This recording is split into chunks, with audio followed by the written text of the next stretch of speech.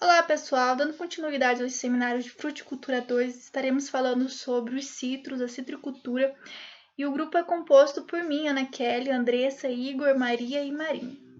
Dando início à apresentação, falar um pouquinho da origem e dispersão dessa cultura, que se deu origem asiática e foram introduzidos no Brasil pelas primeiras expedições colonizadoras no século XVI. Em 1800, então, teve o primeiro surgimento na Bahia, pela cultura da laranja, que hoje é conhecida aí como a laranja Bahia, Bahiazinha e umbigo. E devido a essas características de melhores condições para vegetar e produzir aqui no nosso país, as cítricas, né, as plantas cítricas, se expandiram para todo o país, tendo aí várias mutações e dando origem a outras e várias outras cultivares. Na citricultura, o Brasil é um dos maiores produtores mundiais de frutas cítricas, com destaque para a produção de laranja, com a maior parte dessa produção destinada para a indústria. Dessa forma, o Brasil ele é um dos maiores fornecedores de suco de laranja do mundo, com um percentual de 90% de produção brasileira sendo exportada aí para a União Europeia, sendo concentrada nos outros países como a União Europeia e os Estados Unidos. Esses são os maiores importadores aqui do Brasil de sucos. Para melhor entender isso aqui, tem essa tabelinha aqui que mostra o Brasil como um dos primeiros países com maior produção de laranja em relação aos outros. Então, a produção brasileira de citro está, em maior parte, concentrada na região sudeste, que localiza o São Paulo e o Triângulo Mineiro. Aqui temos alguns dados que mostram a produção da laranja, né? Que a maior região, como eu tinha dito, é o sudeste do país, concentrando São Paulo e Minas Gerais como um dos maiores produtores, e em seguida o Nordeste, com 6,4% da produção, concentrando aqui a Bahia com um total de produção de 574 toneladas e 211. Aqui na produção do limão, já a maior região de produção dessa cultura é o Sudeste, com 81,8% da sua produção, concentrando aí São Paulo, né, tendo São Paulo como um dos principais estados na produção do limão, com uma produção de 1.117.348 toneladas. Em seguida, aí temos o norte, né, a região norte, com o estado do Pará, com 104.922 toneladas. O centro-oeste tem pouquíssima produção, que se encontra em 0,8% da produção dos limões. Na tangerina, que é a produção da tangerina, temos também a região maior produtora, o Sudeste, com 61,3%, concentrando São Paulo e Minas Gerais, e em seguida o Sul, né, com 30,3% da produção da tangerina, concentrando o Rio Grande do Sul com 148.432 toneladas. Então, a utilização, o principal forma de uso para essa cultura, citros, né, de forma natural, né, da própria fruta, ou inatural, ou seja, industrializada. A madeira dos citros são muito utilizados também como lenha, e é muito importante na indústria farmacêutica devido à sua importância no valor nutricional pela vitamina C, né, sendo muito importante na fabricação de produtos farmacêuticos. E também na produção de ácidos cítricos e óleos essenciais que têm ação acalmante. Trouxe aqui uma curiosidade entre a diferença entre os termos citrus ou citrus, né? Citrus com U e citrus com U. Então, basicamente, citrus com O engloba todo o gênero dessa planta cítrica, né? Com essa característica cítrica. E já citrus com U é o gênero que mais tem aí interesse econômico que a gente vai trabalhar. Vai apresentar aqui para vocês. Aqui temos todas as espécies desse gênero de valor de importância econômica, as tangerinas, os limões, limas, laranjas, cidras, toranjas e pomelos. Aqui, já em relação aos outros gêneros, temos os pocítrus, como a espécie Pocirus trifoliata, né, que tem esse nome por conta da sua característica de possuir 3 flores nos ramos. E também o Fortunella, que tem como espécie o Cuquartz, que é de origem japonesa. Aqui, uma das principais variedades cultivadas das laranjas, temos as laranjas da Bahia, né? E umbigo, que foram as que deram origem às mutações para as outras variedades, né, surgir outras variedades que tem aí pelo nome mesmo propriamente dito, Bahia e Bainha, né, por ser introduzida na Bahia, inicialmente. Aí aqui temos a lima, que é uma laranja de baixa acidez, e as outras variedades são as laranjas comuns, que a gente vê. Todas essas são laranjas de espécies doces, né? Citrus sinensis, como vocês podem ver.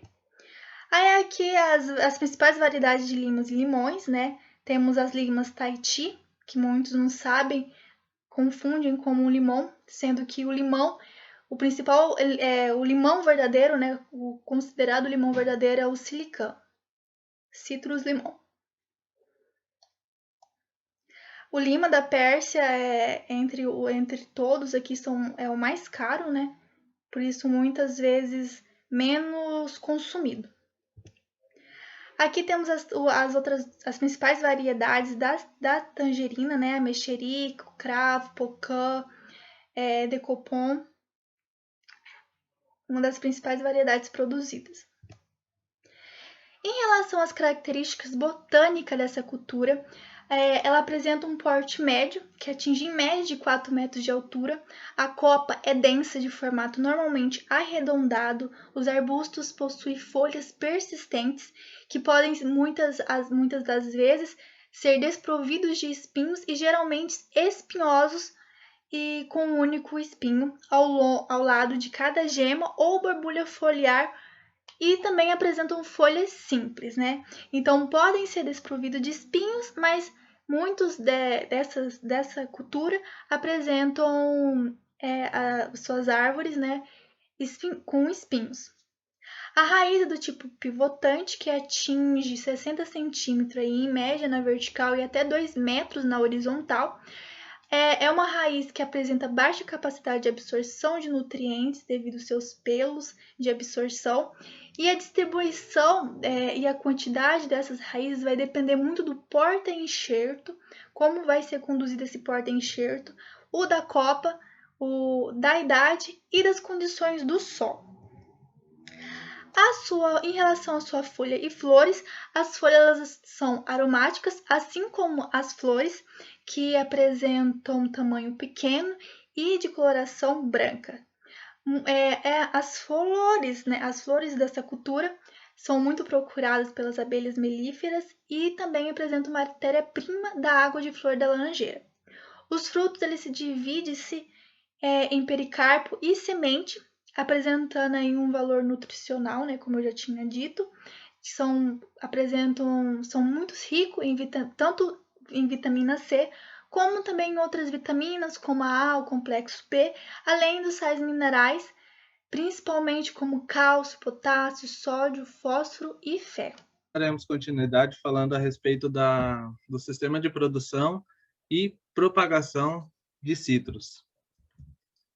Em geral, o cultivo de citros, quanto ao seu sistema de produção, é bem tranquilo. Ele pode ser em viveiros, né? Principalmente quando você tem cultivo em viveiros, está relacionado à produção de mudas, que esses produção de borbolias, e esses daí vão estar destinando a viveiros, a viveiristas, né, para que eles possam estar vendendo essas mudas para os produtores. A produção pode ser em pequena escala, muitas vezes é usado como paisagismo, no quintal de uma casa, ou até mesmo numa fazenda, alguma coisa assim, em, em parques. Então, pode ser em pequena escala, né, com uma produção mais caseira, ou pode ser em grande escala, aí sim já visando o comércio mesmo assim do fruto, né?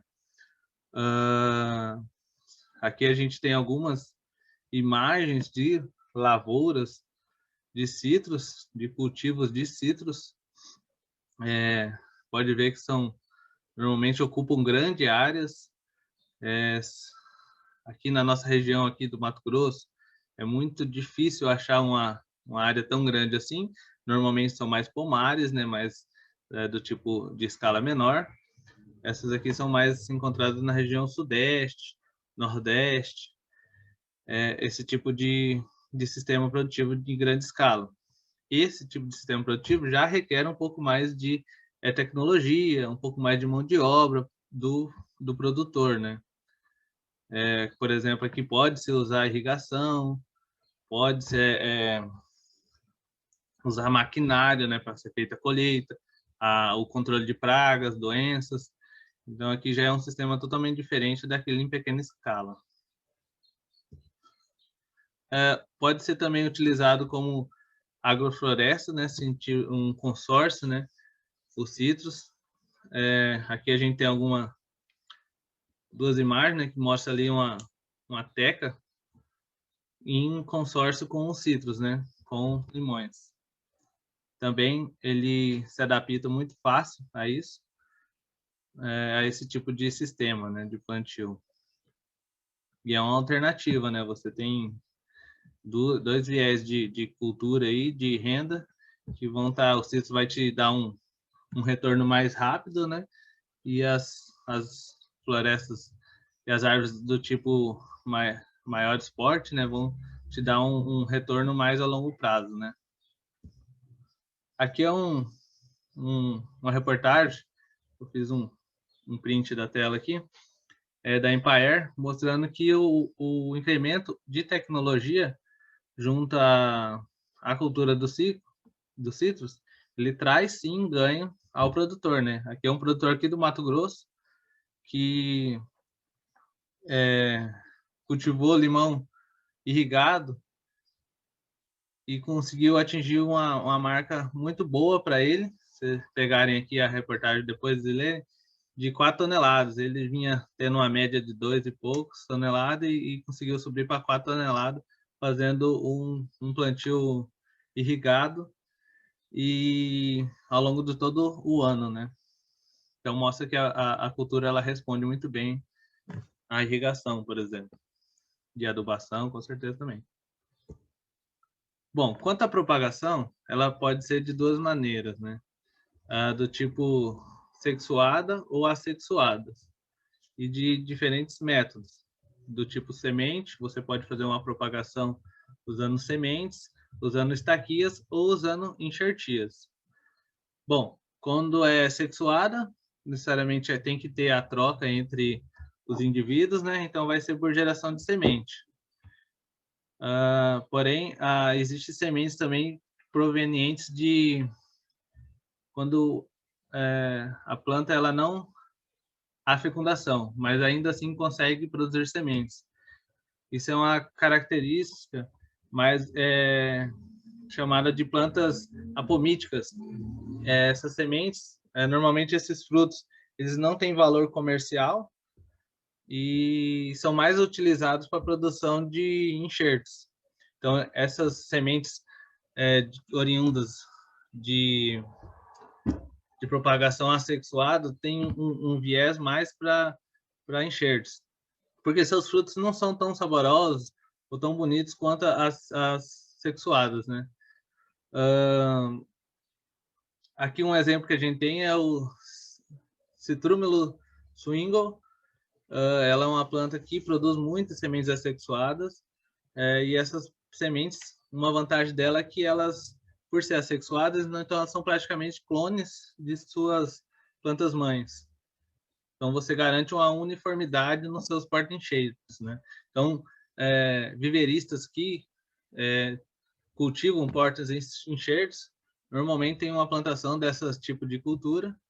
Aí tem também o limão-cravo, outros que conseguem desenvolver e utilizam dessas sementes para a produção de seus porta-enxertos.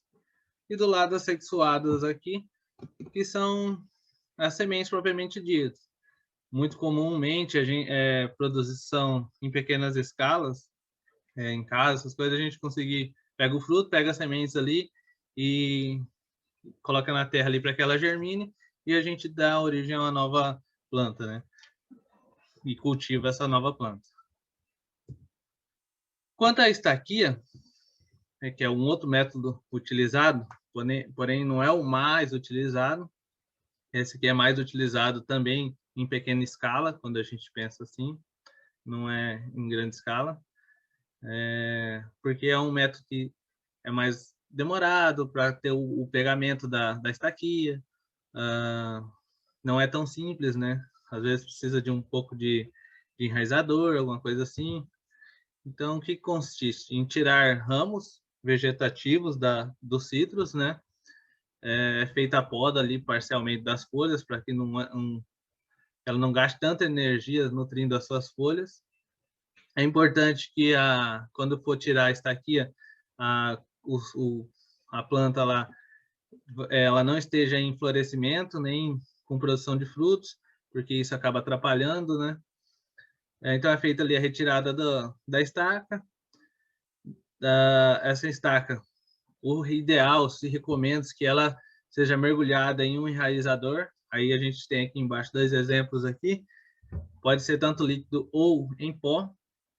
E após ser mergulhado, você coloca ela num vaso com substrato ali e vai cuidando dela até que as raízes desenvolvam. É interessante que se faça o acompanhamento, né?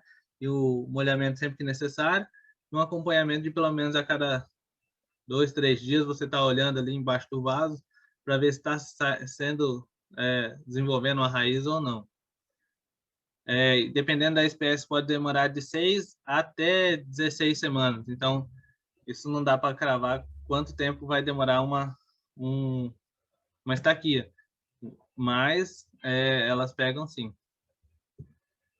E a mais utilizada é a propagação por enxertia, principalmente em grande escala, em lavouras. Porque elas conseguem trazer plantas uniformes e idênticas à mãe. Ela tem as vantagens de evitar a juvenilidade, então você acaba diminuindo o período dela de jovem de planta, né? Ela obtém os benefícios do porta-enxerto. Os porta-enxertos, no geral, eles são utilizados porque são plantas comumente mais resistentes do que as plantas que vão dar origem aos frutos lá. Normalmente eles são mais tolerantes à seca, são mais tolerantes a doenças. Então, essa planta que é enxertada, ela acaba tendo os benefícios desse porta-enxerto. E a propagação de plantas com difícil, e também podem ser usadas, né, em plantas que têm um difícil enraizamento, lá no caso da estaquia, né? Muitas plantas não são tão fáceis de se enraizarem, né, pelo método de estaquia. Então, pelo método de enxertia, às vezes é mais comum ter um aproveitamento maior. Dentre os métodos da enxertia, se destaca 2, principalmente o de borbolia contra a cultura de cisros. Aí ela pode ser tanto normal ou invertida, da forma de T ali, ou garfagem. Aqui eu vou trazer algumas imagens que mostra a borbolia. Aqui do lado esquerdo da tela é uma enxertia do tipo borbolia, do tipo T, e a do centro também é do tipo borbolia. Vocês podem ver que é feita ali na gema do porta-enxerto, né? É colocado o enxerto. E à direita temos a enxertia do tipo garfagem, também utilizada, porém um pouco menos. A mais comum de se encontrar nos citros são as do tipo borbolia. Algumas vantagens do porta-enxerto, como eu comentei ali, né? Resistência à seca, tolerância à doença, ela produz uma muda mais rapidamente, então você consegue desenvolver e ter novas mudas num curto período de tempo. Tem uma precocidade quanto à produção, e o limoeiro cravo ele é um dos principais porta-enxertos que se tem hoje em dia aqui no Brasil utilizados. Aí aqui como é uma planta, né? Quando você adquire ela do enxerto, a altura do porta-enxerto normalmente vai ter entre 10 centímetros ali, a altura da planta vai estar entre 40 e 50 centímetros. E essa planta, mais ou menos nesse porte, você consegue já estar fazendo o plantio na sua área comercial ali ou quintal. Se você for num viveiro, você vai adquirir uma planta semelhante a essa da imagem aí. Aqui são alguns exemplos, né? O limão cravo junto com citromelo com limão cravo ali, alguns em épocas diferentes, né? Mas como que fica após o plantio e o desenvolvimento da planta, né? Aqui uma do lado esquerdo mais inicial, do lado direito uma planta já mais velha, né? Isso aqui são duas tabelas retiradas de uns trabalhos da Embrapa. A do lado esquerdo aqui, a tabela 2, ela fala do cultivo, dá um trabalho sobre o cultivo de cidros no semiárido brasileiro, e ela elenca aqui alguns portas-enxertos utilizados. E o número de frutos por planta que esses portas-enxertos e essas cultivares conseguiram produzir, e a produção dela de quilo por planta, né? Então a gente vê ali tangerina, Cleópatra, junto com Trifoliá silvio, tem ali o citromelo, tem também as outras, o limoeiro cravo junto com tangerina. Então existem vários tipos de combinações que podem ser feitas. E a outra aqui é um sítio da Amazônia aqui, que é uma região mais similar com a nossa aqui, principalmente mais para o norte do estado.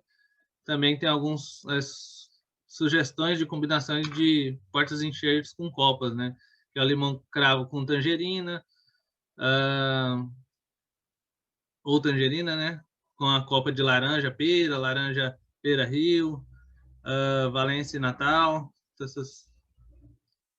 e o limão vulcâmero com as laranjas Valência e Natal, lima ácidas, o citromelo swingle com tangerinas, lima ácida, laranja Valência, entre outras combinações ali, também podem ser.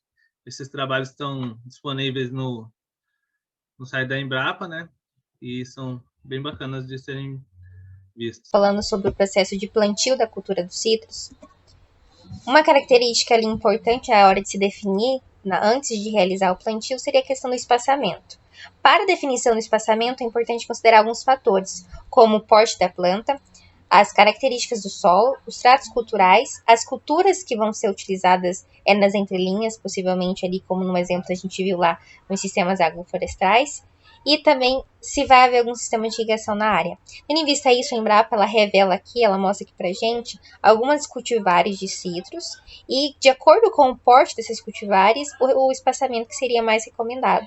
Então, quanto menor for esse espaçamento, automaticamente maior será a quantidade de plantas presentes na área. E muitas vezes esse espaçamento ele vai ser adaptado conforme o espaço, conforme a área que o produtor tem para trabalhar e conforme ali a cultivar que ele vai estar utilizando.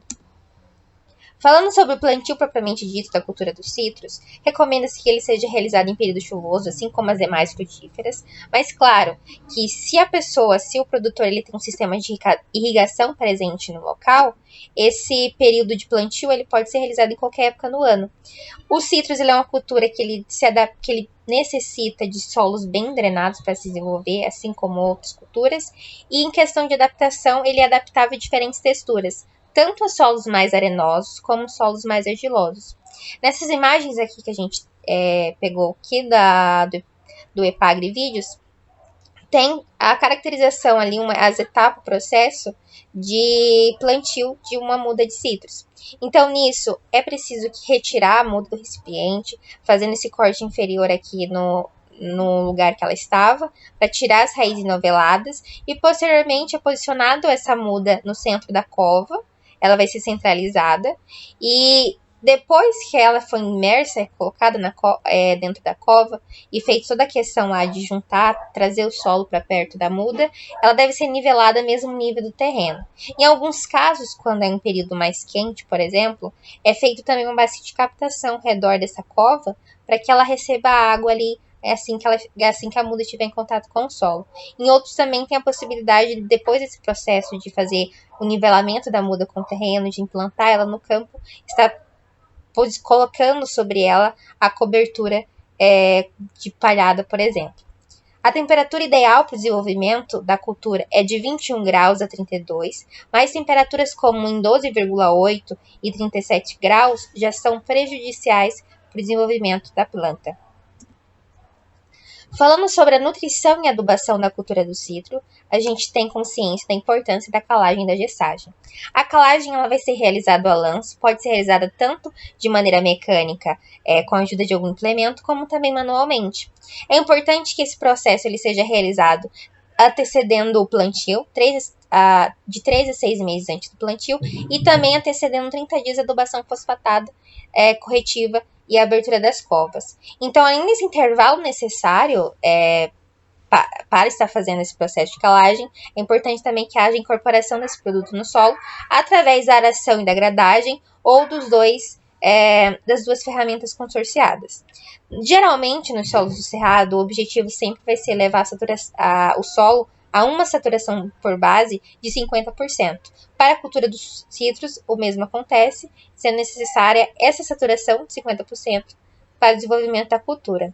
Quando a calagem ela for feita com a planta, com o pomar lá já estabelecido, essa distribuição do produto vai acontecer em cobertura ao redor da copa. Já na gessagem, também vai ser realizado do mesmo modo, vai ser realizado a lanço, só que a gessagem ela só é viável, só é recomendada em caso de subsolos ácidos. Então, lá na camada de 20 a 40 ali, para corrigir essa acidez subsuperficial, na camada de 20 a 40, o solo precisa apresentar uma saturação de alumínio maior que 20% ou uma porcentagem de cálcio menor que 0,5 centimol por decímetro cúbico. Para as doses e recomendações de adubação, a gente tem como fonte, a gente tirou tudo de Souza e Lobato, de 2006, uma fonte da Embrapa. Então, aqui nessa tabela de correção e adubação de cova e pós-plantio, a gente tem as doses recomendadas tanto para um adubo orgânico como também para o adubo mineral, além, claro, do calcário. Para o adubo orgânico, o de origem de curral, recomenda-se 100 litros para cada 1 metro cúbico de solo. Já aqueles que vão ser originados em aviários, a concentração, a quantidade é de 25 litros. Para o calcário dolomítico, a fonte recomendada de calcário é o calcário dolomítico. Então, os solos do cerrado, os solos da nossa região, geralmente eles são mais pobres, por assim dizer, do magnésio. Então, os calcários dolomíticos eles vão ter uma concentração maior de magnésio e sendo uma fonte muitas vezes mais adequada para adubação, para correção. Então, a dose recomendada é de 100 gramas por metro cúbico. Já na adubação mineral, se foi feita a adubação, a adição de um adubo orgânico ali na cova, não é necessário fazer a adubação nitrogenada nem a adubação potássica, faltando assim somente ser adicionado no sistema ali na cova 700 gramas de fósforo e também umas concentrações de micronutrientes. Para adubação de cobertura, ela é realizada após a adubação da cova e ela vai ser 20 gramas. A recomendação é de 20 gramas para o nitrogênio e 20 gramas para o adubo potássico. Isso, claro, se não tiver uma análise de solo aqui, considerando o cenário atual dos solos aqui na região do Cerrado. A tabela também traz para a gente esse critério aqui, conforme a dimensão da cova, a quantidade de solo presente na hora da gente fazer adaptação para saber qual dose por cova que a gente vai utilizar. Na adubação de formação que vai acontecer nos primeiros 5 anos de desenvolvimento da cultura, é necessário ter uma análise de solo, né, para você ter conhecimento das quantidades de nutrientes presentes ali no seu sistema. Então, vai ser considerado tanto a idade da planta, como também, para o caso da adubação fosfatada e potássica, a quantidade, a concentração do nutriente no solo, variando de baixo a adequado.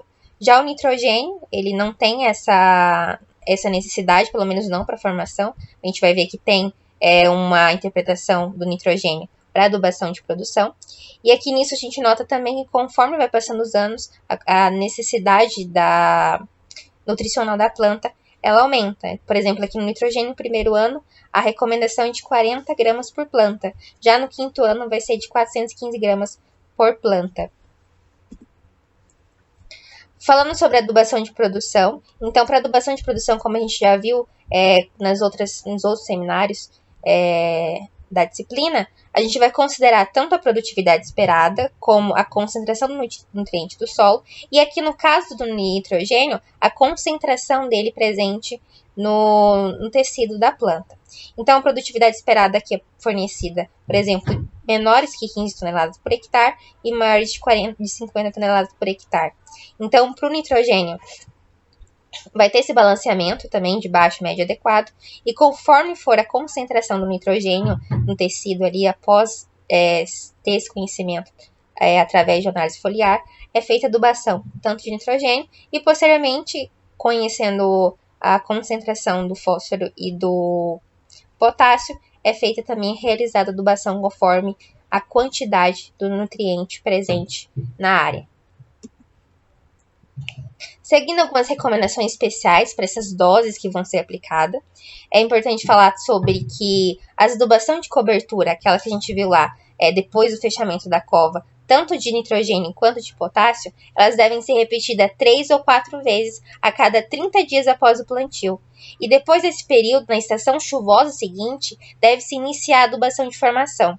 A adubação de formação e de produção, ela deve ser parcelada até 3 vezes, aqueles adubos que contêm tanto nitrogênio quanto potássio, e isso no período chuvoso.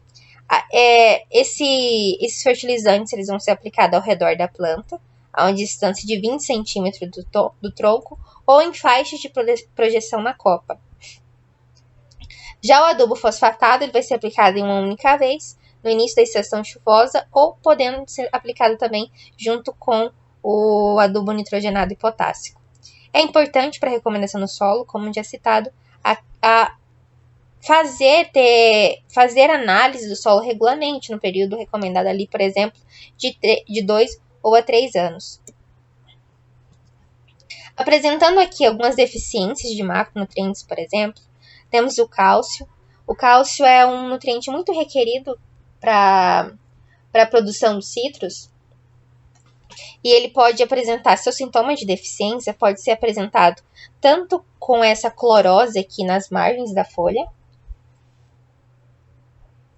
que vai ser evoluir, depois essa clorose vai acabar alcançando toda a folha e vai vir clorose seguida de necrose, como também pode ocasionar umas fendas nos frutos. Algo parecido acontece também aqui no potássio, onde com a fragilização ali da casca vai acontecer aberturas de fendas, e também nas folhas, geralmente a deficiência potássica, ela começa ali com um veio invertido, que vai se estendendo durante toda a folha. Claro, aqui esses sintomas do fruto, por exemplo, são quando as deficiências elas já estão em intensidades muito, muito, muito maiores. Os sintomas de deficiência para fósforo, geralmente, ele demora para aparecer na cultura, mas quando aparece, dependendo da intensidade dessa deficiência, é esse aspecto bronzeado na folha, e no fruto acontece esse engrossamento ali de casca, então a gente percebe que a parte que tem o fruto mesmo, ela vai ser reduzida, então vai afetar diretamente o desenvolvimento do fruto. Já no caso do nitrogênio, acontece essa clorose aqui nas folhas, então, com um comparativo aqui nessa foto com uma folha normal, a gente percebe a intensidade da clorose conforme o avanço da deficiência. Para o magnésio, um sintoma muito característico é essa clorose internerval aqui.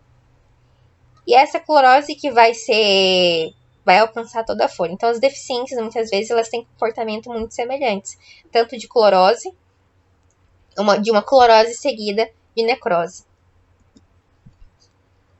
O boro, o zinco e o manganês são os micronutrientes principais ali para o desenvolvimento dos citros. Quando ocorre a deficiência de boro, vai acontecer um encarquilhamento das folhas e também vai acontecer essa grossura de albedo, grossura de casca no fruto e vai afetar o seu desenvolvimento. No zinco acontece, claro, conforme a intensidade, essas cloroses internervais, esse aspecto zebrado na folha, e uma clorose mais esbranquiçada, um aspecto mais esbranquiçado, aparece na deficiência do manganês. Então, como eu falei, como já citado, muitas vezes as deficiências vão ser muito semelhantes. Então, nesse caso, para identificação é importante análise foliar e também ter esse conhecimento, que muitas vezes, dependendo do nutriente, dependendo da sua mobilidade na planta, ela vai se manifestar nas folhas novas ou nas folhas velhas. Sobre a análise foliar, é necessário para esse processo que seja retirada a segunda folha após o fruto. E a época ideal para que esteja se realizando essa coleta para posterior análise foliar é no período de florescimento. Então, vai ser coletada uma folha em cada ponto, ou seja, uma folha em cada ramo, e após 100 folhas, após cada coleta, o resultado de 100 folhas em 25 plantas vai ser encaminhado ali, dependendo da área, ali, da quantidade de plantas que você na área, é encaminhado para análise foliar. Então, nessa tabela de interpretação ainda de Souza e Lobato, a gente tem as concentrações ideais dos nutrientes, como nitrogênio, potássio, o fósforo, cálcio, magnésio, os micronutrientes nas folhas. Então, aqui, por exemplo, na cultura dos citros, na folha, menor que 22 gramas quilo de nitrogênio já mostra que é um teor inadequado, que está faltando esse nutriente na planta.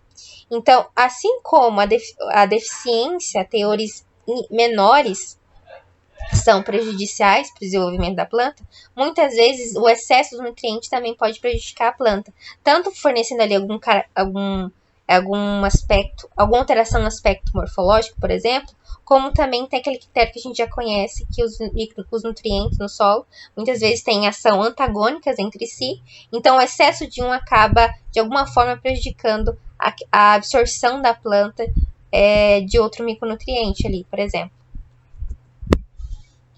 Finalizando aqui essa parte de adubação, só falando um pouco sobre adubação com micronutrientes. Então, para correção, as doses recomendadas seriam 2 kg de boro, 2 kg por hectare de cobre, 6 kg de manganês, 400 gramas de molibdênio e 6 kg de zinco. Já na adubação de formação, seria 1 grama de boro, 0,5 grama de cobre, 1 grama de manganês, 0,05 de molibdênio e 5 gramas de zinco por cova. É importante que essa reaplicação de nutrientes aconteça a cada 4 anos ou quando surgirem deficiência. Então, aí seria feita a adubação via foliar. E tanto como é importante ser feita a amostragem ali, a análise de solo a cada 2, 3 anos, é importante também ter essa regularização na análise foliar, por exemplo, a cada 2 anos. Tratos culturais que é feito na cultura dos citros.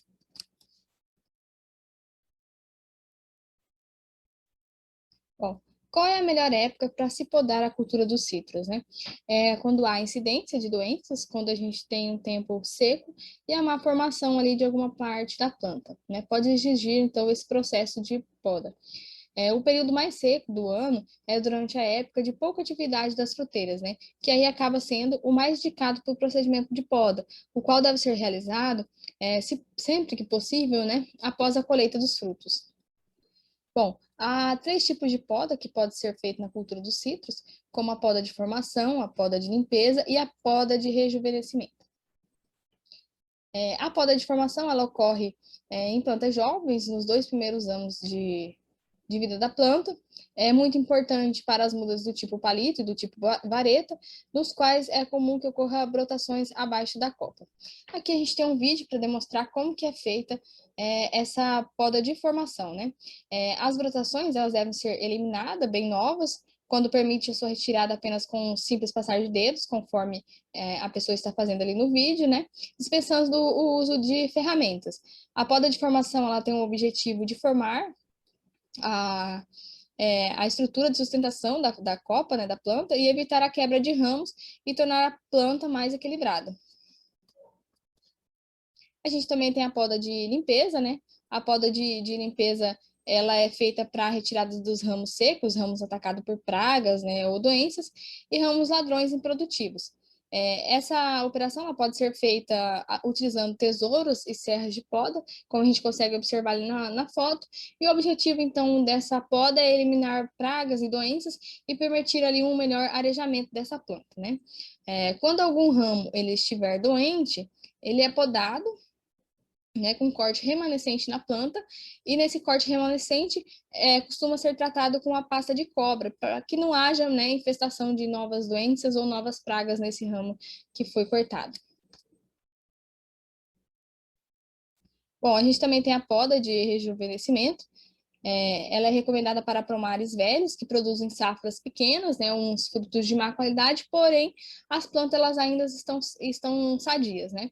Essa operação ela pode ser feita com serrotes e motosserras, né, retirando toda a copa, entre 30 a 40 centímetros acima das pernadas, deixando todo o tronco e a parte restante dos ramos principais, né? Essa parte restante eles devem ser caiados para a proteção contra os raios solares e a eliminação de fungos, né, ou parasitas. Essa poda ela deve ser aplicada logo após a colheita, e todo o material resultante dessa operação ele deve ser retirado do pomar queimado, né, ou triturado, com uma roçadeira. Deixando nas entrelinhas do pomar, caso não seja um material contaminado por pragas ou doenças, né, aí pode ser deixado na entrelinha do pomar.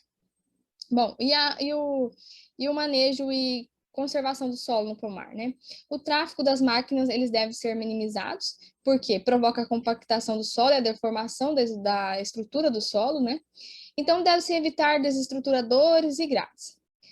O uso das grades nos pomares, ele ocasiona uma série de fatores, né? Como o corte das raízes das plantas, né, como a erosão, como a compactação do solo, e também com a destruição de plantas que são benéficas ali para o pomar, né? E também ocasiona a oscilação da temperatura no solo e favorece a perda de umidade e também pode formar poeira dentro do pomar que não é o desejado. E como manejar o mato ali da entrelinha do pomar? A cobertura vegetal, né, esse mato, ele protege o solo dos impactos das gotas de chuva, né, e também da irrigação, que ela provoca a dispersão das partículas, né, que mais tarde vai ser ali arrastada pelas enxurradas, né, e também acaba protegendo do trânsito das máquinas, né, que tem um efeito ali de compactação do solo. Então, esse mato ele pode estar reduzindo a compactação do solo, né.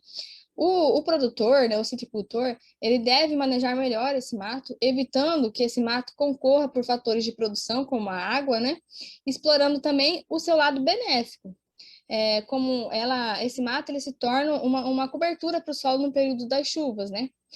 E também só que tem que ter um cuidado, porque na época da seca, esse mato ele deve ser mantido roçado bem baixinho, né? Minimizando, então, a concorrência desse mato por água com citros. Então, para não causar ali uma concorrência entre eles, mas que o mato ele pode ser benéfico para o pomar, ele pode. Bom, e o manejo, então, de cobertura em citros, né? O citricultor ele deve plantar as coberturas vegetais nas entrelinhas do pomar. Chama-se atenção para o manejo da vegetação espontânea e de coberturas de vegetais, como gramíneas, leguminosas, entre as ruas alternadas, né, do pomar. Deve-se dar preferência ao plantio direto dessas coberturas, né, para evitar o efeito danoso da gradagem sobre as propriedades físicas e químicas do solo. Nesse sistema de plantio é necessária a aplicação de um herbicida emergente à base de glifosato, né? Para a dessecação ali do mato que já está presente nessa área ali, né? E depois de uma semana, você já pode proceder com o plantio mecanizado dessas leguminosas, né? Em sulco ou por covas, feitos manualmente, né? Normalmente, os citricultores, eles dão preferência para essas plantas de cobertura, eles dão preferência mais para o milheto, para um feijão mungo e também para a crotalária juntos, né? Que vão estar fazendo ali um bom papel dentro do seu pomar. Bom, e como ocorre, então, a roçagem dessas leguminosas, né? Pode ser mecanizada ou manual, aí vai depender da condição, né, do citricultor, efetuado a 20 a 25 centímetros ali do solo, né, para a formação de uma cobertura verde. Esse manejo, né, é recomendado para leguminosas, é muito importante, pois no período de deficiência hídrica do solo, né, o período de seca, não é recomendada a convivência dessas leguminosas, né, com o pomar, né, com outras plantas, para evitar a concorrência por água entre elas, né. Quando elas são cortadas, né, ceifadas, o sistema radicular dessas leguminosas, eles acabam permanecendo ali no solo. Então, esse sistema radicular, ele decompõe e ele acaba promovendo a descompactação biológica do solo. Bom, e o uso de herbicida, então, no pomar, né? Ele só é permitido utilizar herbicida registrado para a cultura dos citros, né? Ou conforme a legislação vigente, dando preferência aos herbicidas pós-emergentes, né? Aplicados no máximo 2 vezes ao ano e também na faixa ali de projeção da copa das plantas, em função, né, do período crítico de interferência das plantas daninhas, indeterminado para o ambiente ali de trabalho. Então, falando um pouco agora sobre as pragas que acometem a cultura dos citros. A gente tem o ácaro da falsa ferrugem, os sintomas mais evidentes do ataque deste ácaro, eles aparecem nos frutos e apresentam coloração escura, característica no grupo das laranjas doces, né? Esse sintoma, ele é o resultado da oxidação pelo contato com os raios solares, né, com óleo extravasado através do rompimento das glândulas da epiderme do fruto, né, que é a consequência, então, do ataque desse ácaro. Em outros grupos de citros, como as limas e tangerinas, entre outros, né, os frutos ficam com coloração prateada. Esses frutos, eles acabam ficando depreciados, né, comercialmente, apesar de deles poderem ainda ser comercializados ali na indústria, ser utilizados na indústria, né? O ácaro da falsa ferrugem, ele está presente ao longo de todo o ano, né? Em todas as variedades citrícolas, né? E também em todas as partes da planta. Aqui a gente tem alguns acaricidas que podem ser utilizados, né? Como o Keltane 480, o Ditane PM e o Neuron 500. E também o enxofre. A gente também tem aqui o ácaro da leprose. Ele pode ocorrer em qualquer época do ano, causando a doença da leprose, cujas lesões são deprimidas nos frutos e folhas.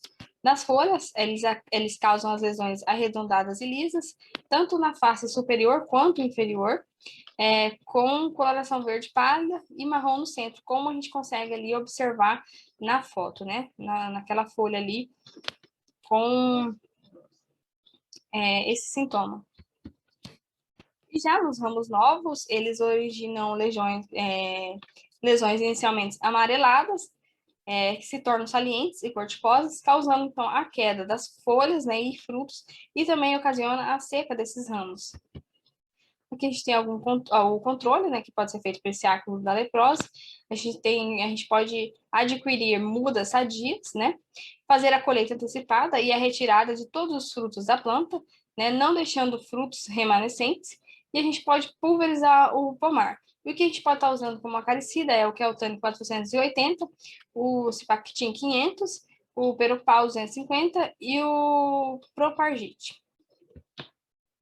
A gente também tem duas espécies de colchonilhas que atacam a cultura dos citros.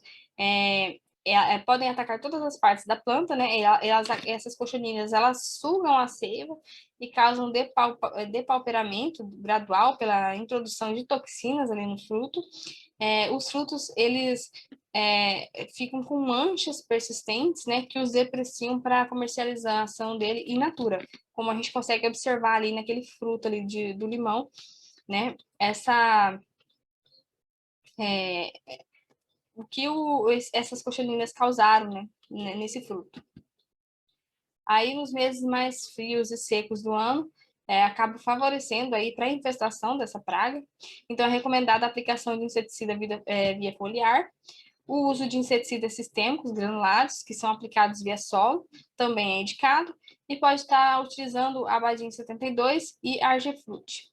E também pode ser utilizado o controle biológico, né, para essa praga, como uma espécie de joaninha, a Pentilha egin, e também pode ser utilizado como inimigo natural o crisopídeo, né, que faz, então, a eliminação dessa praga do pomar. A gente agora aqui vai falar sobre a minadora das folhas, que é uma das principais pragas dos citros, né? O minador, ele é uma mariposa que ataca as folhas novas das plantas de citros e provoca uma redução na taxa de fotossíntese, né? E no desenvolvimento de brotações. As folhas afetadas, elas secam e caem, e o inseto adulto, ele tem uma envergadura de 4 milímetros, com escama de coloração branca e prateada, e um ponto preto nas asas anteriores, característicos, né, da espécie. Essa mariposa, ela é originária da Ásia e ocorre de forma generalizada em todas as regiões citrícolas do mundo. Aqui a gente consegue observar essa mariposa, né, o seu aspecto. O minador dos citros, ele prefere vegetações novas, por isso o controle deve ser iniciado da primavera, que é a época aí do início das brotações, e quando ocorre o desenvolvimento da lagarta. Por essa lagarta ela atacar folhas jovens, né, da mesma forma que a bactéria do cancro cítrico, né, que é causada pela bactéria Xanthomonas achinopod citri, o minador ele acaba facilitando a penetração e o desenvolvimento dessa bactéria na planta, né? Quando a minadora ela se alimenta das folhas, essa lagarta ela acaba provocando galerias onde a bactéria ela acaba se multiplicando e assim ela acaba aumentando o potencial dela de inóculo, né? E as lesões do cancro cítrico, eles acabam ali seguindo então o caminho, né, chamado de galerias que foram feitos por essas larvas. E ali a gente consegue observar então uma larva aí desse minador, né, na fase de larva. O controle que pode ser feito, né, o controle que pode ser adotado, é quando há a presença de lagartas vivas, né, no primeiro e segundo estágio, né, da produção, quando você observa cerca de 10% dos ramos infectados, né, em pomares novos. E já em pomares adultos, cerca de 30% dos ramos estejam infectados. Se a propriedade estiver em região com incidência de cancro cítrico, né, ou se o pomar ele teve algum registro dessa doença, o controle deve ser feito assim que a lagarta for detectada, independente da quantidade, já deve ser eliminada imediatamente. E o controle químico que pode ser usado, ele é feito por meio de pulverizações, com produtos que são à base de abamectina, misturados com óleo mineral, na concentração de 0,25%. E também pode estar se utilizando o controle biológico, né, que os pesquisadores do Fundicitrus e da Embrapa e também da Exalc, eles trouxeram da Flórida, né, nos Estados Unidos, em agosto de 1998, uma microvespa, a Geniaspa citricola, que é um inimigo natural do minador dos citros, né? Essa microvespa, ela é um inseto que ela parasita o ovo e o primeiro estágio da larva, né? E a sua presença nos pomares, eles acabam reduzindo a população do minador dos citros, diminuindo, então, as contaminações dentro do pomar. No Brasil, a microvespa, ela chega a parasitar 76% dos ovos e lagartas do minador. Né? Mas o uso de inseticidas no pomar que não são seletivos, eles acabam reduzindo a produção desse inseto, né? E acabam gerando, então, uma redução no seu parasitismo. pela bactéria ali do cancro cítrico. Então, tem que ficar atento aí nessa questão de, né, na hora de aplicar um inseticida, para você não estar correndo o risco de eliminar, né, um inimigo natural. Bom, uma outra praga que a gente tem presente, então, na citricultura é a mosca das frutas. Ocorrem durante todo o ano, sendo mais prejudiciais as variedades de laranjas tardias. As larvas, elas perfuram os frutos quando eles ainda estão verdes, e aí ocasiona a mancha parda. E quando os frutos estão maduros, ocasiona a podridão e a queda abundante de frutos. Como a gente consegue observar ali nessa imagem, o fruto já maduro, então causando a podridão e posteriormente a queda. Iniciar os tratamentos, né, desses frutos quando estiverem atingido um tamanho máximo para a variedade, né? E antes de começar o amarelecimento, então, do fruto. O controle dessa praga ele é feito através de iscas, né? Através de aplicação de iscas atrativas formuladas, né? Essas iscas, elas podem conter água, melaço de cana, proteína hidrolisada, açúcar e também inseticida fosforado. Vai estar ajudando, então, a eliminar a presença dessa praga no seu pomar. A gente tem também o pulgão. O pulgão ele acaba atacando as folhas, hastes e flores e brotos do limoeiro. Eles causam enrolamento das folhas e redução do desenvolvimento da planta, né? Pode ser utilizado o Azamax da UPL e o Closer da Agrociência para o controle desse pulgão. O pulgão ele acaba sugando a seiva das plantas, né? E eles vivem associados às formigas, porque as formigas elas acabam se alimentando de um líquido adocicado que os pulgões eles acabam excretando. E a formiga ela acaba virando um inimigo, na verdade ela acaba virando um protetor do pulgão, né? Ela acaba defendendo ali, vamos dizer assim, o pulgão dos seus inimigos naturais. Então ela acaba dificultando o controle desse pulgão dentro do pomar, né? Em viveiros e pomares em formação, recomenda-se o seu controle nas plantas infectadas e circunvizinhas, com inseticidas fosforados, né, com a aplicação ali via foliar. A gente também tem a mariposa, né, das laranjas, conhecida como bicho-furão. Ocorre principalmente a partir dos meses de outubro a novembro, com picos crescentes dos meses de janeiro, fevereiro a março. Essas mariposas, elas atacam os frutos verdes e maduros, e suas lagartas, elas causam prejuízos semelhantes aos das moscas das frutas, né? Como a gente observa ali na foto, elas perfuram o fruto, causando escoriações na casca e alimentam da polpa do fruto, provocando sua deteriorização e a queda abundante, então, desses frutos no pomar.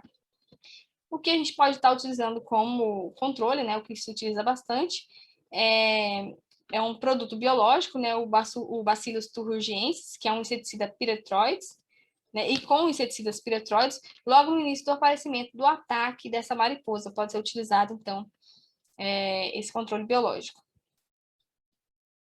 E também pode ser feito alguns cuidados adicionais, como retirar os frutos atacados, né, com o objetivo de interromper o ciclo de vida desse inseto, colher mais rápido para evitar que a população dessa praga cresça dentro do pomar e triturar ou enterrar os frutos que caem no chão. Bom, aqui a gente tem também a broca dos ponteiros, né? Que os danos provocados por esse inseto são facilmente reconhecidos, pois logo abaixo do seu orifício de ataque no solo ficam depositadas as serragens provenientes de suas galerias. Atacam troncos e ramos, construindo galerias em seu interior e destruindo parcialmente ou totalmente as plantas. Os ataques são caracterizados pela serragem que as larvas liberam no orifício de entrada, e o controle que pode ser utilizado é cortar os ramos atacados e queimá-los, e aplicar fosfina em pasta nos orifícios de ataque do inseto. Então, como a gente consegue ver ali na foto, né, o orifício que fica ali na planta, e depois, posteriormente, para fazer o controle, você aplicar ali uma pasta de fosfina que vai estar ajudando no controle dessa praga. Aqui a gente tem as cigarrinhas, também são pragas, né, da citricultura. Elas são insetos cosmopolistas, sugadores que se alimentam da seiva das plantas, mas o grande problema da cigarrinha, né, nos citros, não é porque a cigarrinha ela suga um alto volume de seiva de planta, e sim porque esse inseto ele é ele é considerado uma praga na citricultura porque eles são capazes de transmitir a bactéria Xylella fastidiosa, né, que é causadora da clorose variegada dos citros, a CVC, né? Essa transmissão, ela ocorre quando essas cigarrinhas, elas se alimentam de plantas que estão previamente colonizadas pelas bactérias, né? E elas acabam adquirindo, então, essas bactérias e elas passam a transmiti-las quando elas acabam se alimentando de plantas sadias, que elas se alimentam de outras plantas, elas vão estar afetando essas plantas, então, com essa doença. E assim ela afeta diversas variedades comerciais de laranja doce. A gente também tem o psilídeo, que é o Diaphorina citri. Os psilídeos, eles são insetos que se alimentam de seiva de plantas, né? Como murtas e eles se alimentam de todas as variedades de citros. Assim como as cigarrinhas, os danos econômicos diretos causados pela alimentação desses insetos são mínimos. Né? O que ocorre é que o psilídeo, ele é o vetor da bactéria Candidactus liberbacter, né? Que é a causadora do greening, né? Os insetos adultos do psilídeo, eles acabam se alimentando de plantas doentes, né? Eles acabam adquirindo, então, a bactéria e eles passam, né, a transmiti-las para as plantas sadias, né? E esses insetos, eles se desenvolvem em plantas doentes e eles aumentam sua capacidade de transmissão, então, da doença, né? E o controle que pode ser feito para esse inseto, né, antes do plantio, deve-se aplicar inseticida sistêmico de 1 a 5 dias antes da muda ser entregue, né? E o manejo intensificado nos primeiros 100 a 200 metros da divisa do pomar. Uma vez que a incidência de insetos provindos de outros pomares é muito maior, né, na faixa ali da borda do pomar. E também fazer o monitoramento do psilídeo através de armadilhas adesivas. As doenças dos citros. Uma doença muito conhecida ao campo cítrico é causada pela bactéria Xanthomonas citri, subespécie citri. É uma doença originária na Ásia e constatada no Brasil em 1957, no estado de Paraná e São Paulo. Porém, hoje essa doença ela já se encontra disseminada em todas as áreas produtoras de citros. Os danos observados são disfória de plantas, depreciação dos frutos colhidos e redução na produção. Os sintomas eles são visíveis a partir de 2 a 5 semanas após a infecção do tecido vegetal pela bactéria. E os danos observados são essas pústulas de coloração amarelo creme. Elas são visíveis tanto do lado superior quanto do lado inferior da folha. E às vezes assumem essa coloração marrom. E normalmente essas lesões da bactéria são circundadas com esse halo amarelecido em volta da lesão. Aqui na imagem A e B está mostrando os sintomas iniciais da doença, que são essas pequenas pontuações, que são as pústulas da bactéria, e posteriormente, com o aumentar da severidade dessa doença, esses pequenos pontos vão se espalhando pela folha. E aqui na imagem D e E mostrando para vocês que é tanto visível esses sintomas na parte superior da folha, quanto na parte inferior e o halo em volta da lesão da bactéria. Com o passar do tempo, a severidade dessa doença vai aumentando e essas pústulas vão aumentando de tamanho e necrosando ainda mais o tecido vegetal. E aqui, onde está indicado por essa seta, é onde está a concentração da bactéria Xanthomonas, ou seja, na parte necrosada, ela já inseriu suas enzimas e degradou e matou o tecido vegetal, e agora a bactéria ela está concentrada na borda dessa lesão, que posteriormente irá necrosar também, e essa lesão irá aumentar de tamanho. Aqui mostrando para vocês as lesões, tanto na parte superior quanto na parte inferior. Porém, na parte superior, o halo amarelo em volta da lesão, ele é mais visível do que na parte inferior da folha.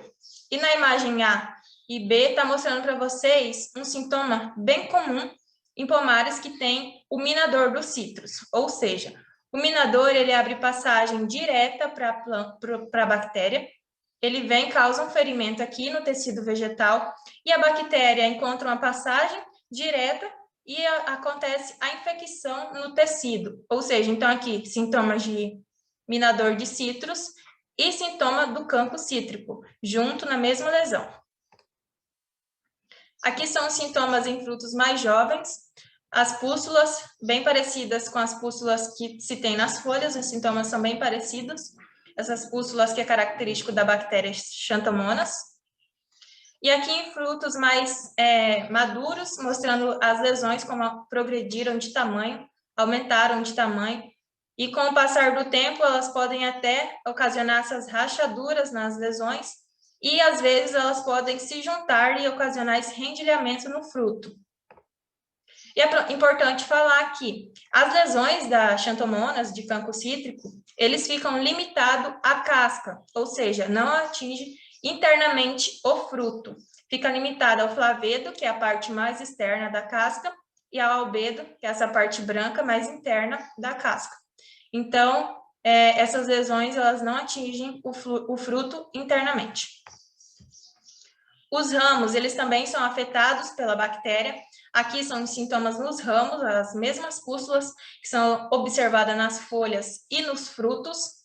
E nos ramos, em plantas mais jovens, que são mais suscetíveis ao ataque desse micro-organismo, pode ocorrer a morte dessa estrutura. Então, vai prejudicar na produtividade dessa planta. Portanto, os danos observados dessa bactéria, do cancro cítrico, a desfolha das plantas, a depreciação dos frutos colhidos, ou seja, os frutos ficam todos manchados por essa bactéria, e os frutos eles caem precocemente das plantas.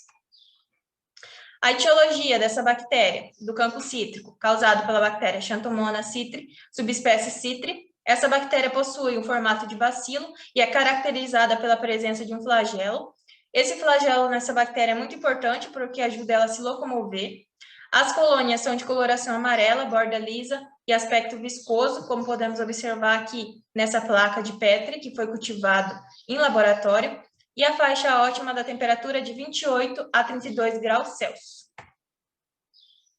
E como que ocorre a disseminação dessa bactéria nos pomares? Primeiramente, necessita de uma lesão já em alguma planta, então já precisa de uma planta infectada, e o principal meio de disseminação é a água, tanto a água da chuva ou a água de irrigação. As gotículas de água vão causar um impacto sobre as lesões, sobre uma planta que já está infectada, então sobre a lesão, e vai ocasionar a remoção dessa bactéria para uma área sadia, para uma planta sadia, ou para uma área da mesma planta que esteja ainda sem a bactéria, e vai ocasionar a infecção. Precisa-se da água, a água é muito importante porque a bactéria ela necessita de um filme d'água para ela se locomover e para causar a infecção. E outros agentes de disseminação são máquinas, os próprios trabalhadores, os utensílios utilizados no pomar e mudas que venham infectadas já desde a estufa, então sempre está se fazendo o controle.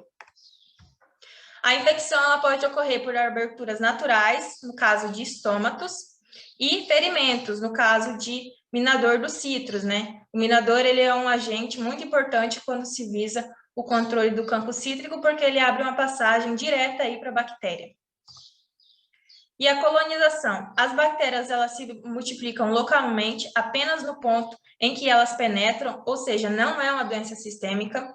E o rompimento das células da planta confere um aspecto encharcado e escurecido ao tecido vegetal. Ou seja, a bactéria vai lançar suas enzimas no tecido vegetal para fazer a alimentação dos nutrientes que tem ali e vai ocasionar a morte do tecido, ocasionando esse aspecto escurecido e necrosado no tecido vegetal. E onde está esse halo amarelo é onde, muitas vezes também aparece aquele encharcamento, é onde está a concentração, onde está concentrada a bactéria.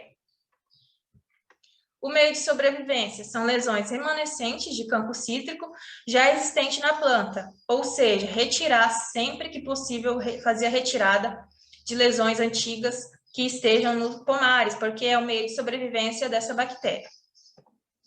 E o controle consiste na erradicação e no manejo. A erradicação vai se fazer quando essa bactéria está restrita a poucas plantas ou apenas a um talhão, vai lá, faz a erradicação, insere mudas sadias. O manejo é quando não conseguiu controlar essa bactéria, ela se disseminou na área. Então, faz-se o manejo com cobre, faz o manejo também do minador dos citros para tentar diminuir a severidade dessa doença. Então, desde 2017, alguns estados, como São Paulo, não é mais necessário fazer a erradicação, porque antigamente, se tivesse uma planta, uma folha infectada, tinha que se fazer a erradicação. Hoje em dia, isso não é mais necessário, desde o Sistema de Mitigação de Risco, ASMR, apenas faz a erradicação em estados com incidência menor de cancro cítrico. O foco agora é destinado à fruta e não é mais à planta. E precisa-se, então, de um nível mínimo para se fazer a colheita dessas plantas que estão com cancro cítrico, que é de 1%. E após a colheita desses frutos, tem que fazer a descontaminação. Então, o mais utilizado para o controle do cancro cítrico é o cobre, e o cobre indicado é o fixo ou o insolúvel, né, conhecido como insolúvel, que é o óxido cloreto de cobre, hidróxido de cobre e óxido cuproso, que são os indicados. Os ingredientes ativos nesses produtos é o cobre metálico e as doses. Tem intervalo de 21 dias e de 14 dias. Os intervalos de 21 dias, utilizar 40 mg de cobre metálico por metro cúbico de copa em pomar jovem.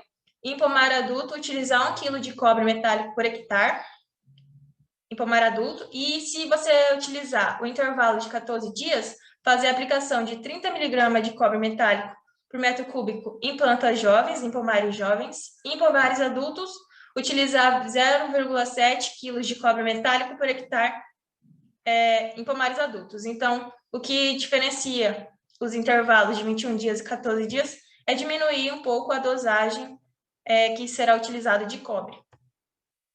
Aqui foi um estudo realizado pela Fundicitrus, onde demonstrou que, de acordo com o diâmetro do fruto, quanto mais jovem esse fruto é, quanto menor for o diâmetro desse fruto, mais suscetível ele vai ser ao ataque das xantomonas, do cancro cítrico.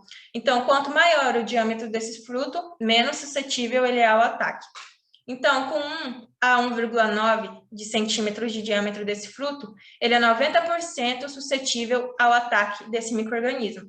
Já se o fruto tiver mais de 5 centímetros de diâmetro, ele é 1% suscetível ao ataque desse micro-organismo, ou seja, a partir de 5 centímetros de diâmetro, não precisa mais fazer aplicação de cobre visando o controle de cancro cítrico. Outra doença muito conhecida é o green, ou HLB, é considerada a pior doença dos citros, também causada por bactéria, a Candidatus libebacter, que vive e se desenvolve no floema, ou seja, é uma doença sistêmica. E no Brasil, as primeiras plantas com sintomas de green foram descobertas em 2004, em pomares da região de São Paulo. Agente causal do HLB é a Candidatus libebacter asiáticos, Candidatus libebacter americanos, que já foram identificados aqui no Brasil. A bactéria ela se reproduz em todos os tipos de citros, laranja, tangerina, mexerica, lima ácida e limões. É uma doença sistêmica, então, a partir de um ramo afetado, a bactéria ela se espalha por toda a planta. E além dos citros, existem outras duas plantas que também são hospedeiras dessa bactéria, que é a murta e a severínia, que são utilizadas como plantas ornamentais, como cercas vivas. A etiologia dessa bactéria, né? Por que tem esses dois nomes, HLB e green? O HLB foi quando ela surgiu lá na China, que quer dizer doença do ramo amarelo, e green quer dizer inversão de cores na fase de amadurecimento dos frutos. Recebeu esse termo lá na África do Sul. É uma bactéria gram-negativa e existe 3 espécies que é transmissora, que é causadora dessa doença, que é a Candidatus libebacter africanos, Candidatus libebacter asiáticos e Candidatus libebacter americanos. A Candidatus libebacter africanos ainda não foi identificada aqui no Brasil, só essas outras duas. O vetor de transmissão do HLB no Brasil, as duas espécies dessa bactéria é transmitida pelo psilídeo Diaphorina citri. Esse inseto ele se hospeda em todas as variedades de citros e na murta, naquela planta ornamental. O vetor adquire a bactéria se alimentando em plantas doentes e transfere para plantas sadias.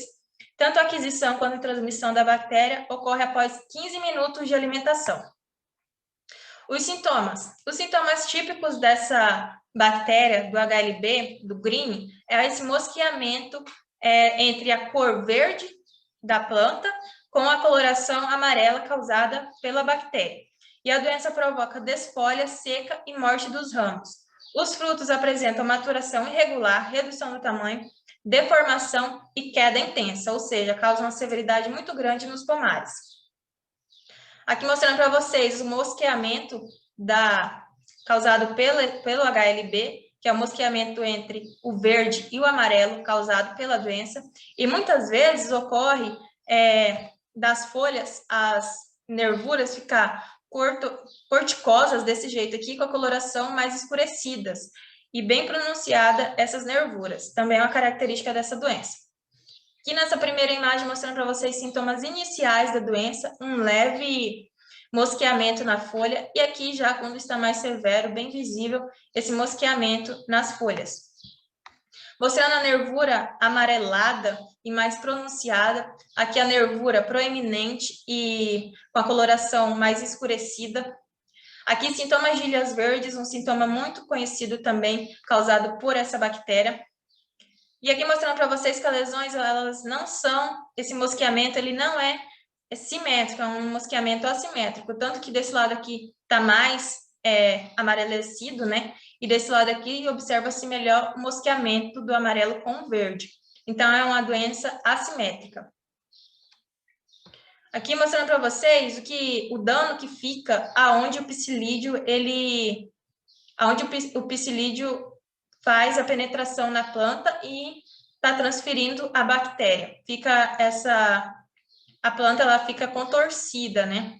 E a brotações de tipo orelha de coelho em plantas com HLB é muito comum, que é essas brotações aqui. E no fruto também se pode observar o mosqueamento e a redução do tamanho desses frutos. Maturação normal de fruto sadio inicia pela base, já em frutos que está com HLB ocorre a inversão de cores e frutos menores ficam mole com a sombra prateada quando se pressiona, tá? Aqui quando a doença já está muito severa. E se fizer um corte no fruto, pode-se observar que na região do pedúnculo tem esse amarelecimento. O fruto, além dele ficar menor, parar seu desenvolvimento, não se desenvolver bem, se fizer um corte, pode-se observar esses filetes aqui no centro do fruto amarelecidos, ó. Nessa imagem aqui pode-se observar melhor esse amarelecimento nos filetes, e o albedo fica mais espesso, né? A casca do fruto fica mais espesso e ocorre abortamento de sementes. Aqui um fruto sadio e do outro lado um fruto doente, a espessura do albedo bem maior, um fruto menor também que parou seu desenvolvimento. O manejo. Planejar a escolha de plantio, sempre mudas sadias e certificados, acelerar o crescimento e a produtividade das plantas, manejo intensificado na borda, né? Sempre manter longe o psilídeo, que é o vetor dessa doença. Inspeção frequente das plantas dos pomares e fazer a erradicação, retirar as plantas doentes. A poda ela é inútil e perigosa, porque é uma doença sistêmica. Uma vez que ela foi identificada, ela já tomou conta da planta, então não adianta ficar fazendo poda, tem que fazer erradicação, porque se deixar essa planta no pomar, ela vai estar servindo de vetor, ou seja, o psilídeo vai ali nessa planta, daqui a pouco ele passa para uma planta sadia, então fazer a retirada dessa planta do pomar. Antes do plantio, fazer um controle preventivo do psilídeo, fazer a aplicação de inseticida sistêmico de 1 a 5 dias antes da saída da muda do viveiro, volume de aplicação de 50 ml por muda, tá? Então, se faz sim esse controle preventivo. Outra doença causada por bactéria é a clorose variegada dos citros, causada pela bactéria Xylella fastidiosa, conhecida como amarelinho. Também é uma doença sistêmica restrita ao xilema, que é o tecido condutor da planta. A bactéria obstrui os vasos responsáveis pelo transporte de água e nutrientes da raiz para a copa das plantas. Os sintomas observados são essas lesões amarelecidas na parte superior e na parte inferior, essas lesões assumem uma coloração pálea necróticas. Os frutos diminuem de tamanho, param seu desenvolvimento, ficam endurecidos e menores. E para essa doença, o controle também é visando a aplicação de cobre, tá? Porque ela é uma bactéria, que é a Xylella fastidiosa, então também o controle dela é a aplicação de cobre. A pinta preta, causada por um fungo, Phylloxera citricarpia, ou na sua fase sexuada recebe o nome de Gygnardia citricarpia, provoca as lesões na casca de frutos de laranjeira doces, limoeiros verdadeiros, tangerinas e seus híbridos. Os maiores prejuízos são observados em pomares mais velhos, de variedade, maturação tardia e principalmente em plantas mal nutridas. O principal prejuízo da pinta preta para a citricultura é a queda prematura dos frutos e pode reduzir até 85% a produção das plantas de laranjeira doce. A manifestação é favorecida pela radiação solar e altas temperaturas. Então, os sintomas, eles são mais observados nos frutos, no lado do fruto que é mais exposto à radiação solar, ó, como podemos observar nessa imagem. Essas pintas pretas, que são a característica dessa doença, ela fica mais visível no lado que é exposto à luz solar porque é mais favorecida. E aqui são as várias maneiras que essa pinta preta ela pode aparecer no fruto. A lesão recebe o nome de falsa melanose, A2, mancha trincada, A3, mancha sardenta, A4, mancha rendilhada, A5, esse tipo de lesão aqui é o mais comum de se observar, que é a mancha dura, e A6, a mancha virulenta. Em folhas também é possível observar os sintomas, que são essas pinta preta bem parecida com a mancha dura que se tem nos frutos. E o controle desse fungo é aplicar cobre, 40 mg de cobre metálico por metro cúbico de copa, ou 75 a 90 gramas em 100 litros de água, com intervalo de 21 a 28 dias. Também pode-se aplicar estrobirulinas, deve-se utilizar na dose de 2,8 mg de ingrediente ativo por metro cúbico de copa, ou 3,8 gramas de ingrediente ativo em 100 litros d'água, com intervalo de 35 a 42 dias. Para evitar resistência, né, é sempre bom lembrar, não utilizar mais de 3 aplicações por safra de estrobilurina isolada. Outra doença muito comum é a podridão floral dos citros, causado pelo complexo de coletótrio. A doença também é chamada de queda prematura dos frutos cítricos, ou estrelinha, ou só coletótrio. Os danos causados pela podridão floral estão associados ao número de eventos consecutivos de chuva com período prolongado de molhamento. Então, quais são os sintomas, né, dessa podridão floral causada pelo coletótrio? Inicialmente, observa-se essas lesões de coloração alaranjada para um avermelhado nas pétalas das flores, e os frutos recém-formados ficam amarelecidos e caem prematuramente, ou seja, não se desenvolvem, ficam dessa forma aqui. E as folhas que são localizadas próximo a essas flores que foram infectadas, elas também são contaminadas e ficam amarelecidas e distorcidas. Os fungicidas recomendados são pertencentes ao grupo das estrobilurinas e dos triazóis. Um exemplo que se pode utilizar é trifloxestrobina mais tebuconazole ou azoxestrobina mais difeconazole, e recomenda-se não utilizar mais de 3 aplicações por safra de fungicidas no mesmo grupo químico e nem as estrobilulinas isoladas para evitar a resistência desse fungo. As misturas de estrobilurina mais triazol devem ser utilizadas em doses iguais ou superiores a 2 mg de estrobilurina mais 4 mg de triazol por metro cúbico de copa de planta. Outra doença, porém essa é causada por vírus, é a leprose, causada pelo Citrus leprose vírus, e é transmitido por um ácaro, que é o Brevipalpus phoenicis. Foi observada pela primeira vez no Brasil em 1933 e afeta principalmente as laranjeiras doces. A doença causa depreciação, queda prematura das folhas e frutos e redução da vida útil da planta. As variedades que são suscetíveis à doença é a laranjeira doce, e que são moderadamente suscetíveis, né? Apresentam as lesões com raridades e menos acentuadas são limoeiro da Pérsia, limoeiro galego e siciliano e as tangerinas. Quais que são os sintomas dessas doenças? Inicialmente, aparecem essas lesões amarelas e posteriormente vão ficando necrosadas em forma de... essas lesões necrosadas parecem essas sardinhas assim, necrosadas em cima desse halo amarelecido, que é o sintoma inicial da doença. E com o passar do tempo, a severidade dessa doença vai aumentando, essas lesões vão ficando mais necrosadas e ocorre essas fissuras no centro das lesões. Nos ramos também é possível observar esses sintomas. No ramos ocorre esses ramos assumem a coloração avermelhada, se tornam escamoso e ocorre um engrossamento do tecido. Vira mesmo esse escamamento nos ramos. E como que se faz o controle da leprose? Visando que se é um vírus, né? Os principais métodos de controle são a aquisição de mudas sadias e livre de vírus e ácaros, fazer podas de limpezas, erradicação de plantas, quando se tem a incidência, né, dessa doença, a utilização de quebra-ventos, colheita prioritária de talhões sem o ácaro e a doença, antes dos talhões com histórico de contaminação, visando proteger esses que estão sadios, colheita antecipada e retirada de todos os frutos da planta na ocasião da colheita, sem deixar frutos remanescentes para não estar servindo, né, como fonte de inóculo. Controle da verrugose e do ataque dominador dos citros, porque esses dois, tanto